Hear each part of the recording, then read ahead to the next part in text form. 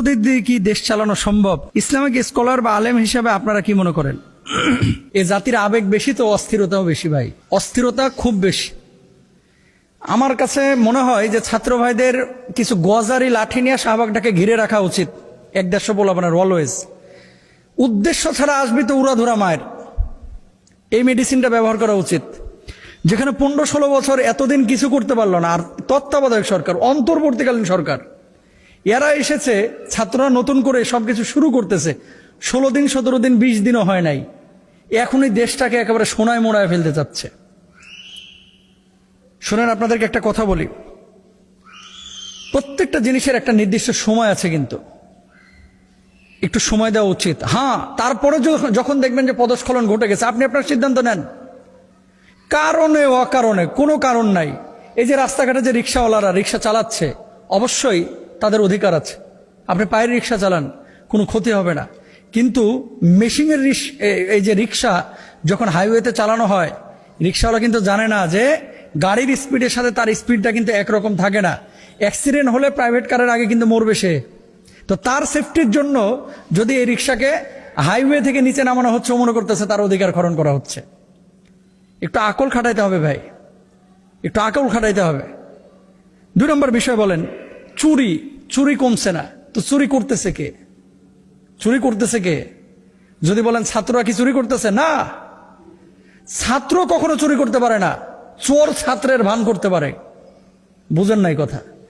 ছাত্র কখনো চুরি করতে পারে না, চোর ছাত্রের ভান করতে পারে।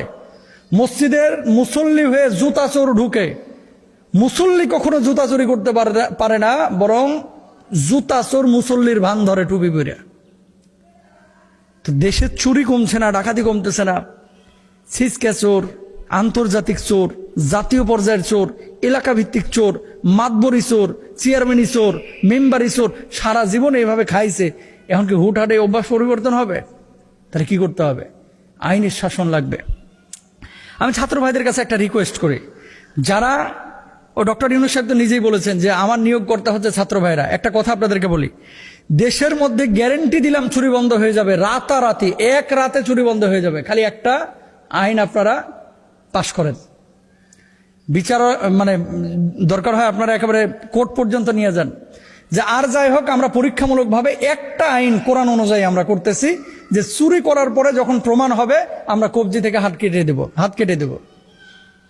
এই আইনটা করেন আপনারা, দেখেন রাতারাতি সব চেঞ্জ হয়ে যাবে, রাতারাতি। আর একটা কাজ আছে, শুধু কাটলেই হবে না, কিন্তু আদালত সিদ্ধান্ত দিবে যে এখন থেকে চুরি করলে তার হাত কেটে ফেলা হবে কোরআনের আইন অনুযায়ী।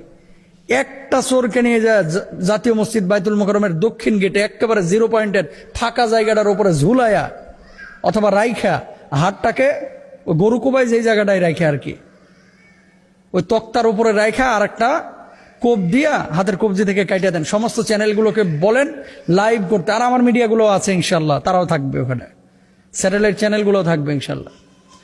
এক চোরের যদি এভাবে হাত থেকে কবজিটাকে আলাদা করে ফেলা হয়, বিশ্বাস করেন বাংলাদেশে চুরি তো দূরের কথা, স্বর্ণকারের স্বর্ণের দোকানের দিকে বাঁকা চোখে তাকানো সাহস পাবে না।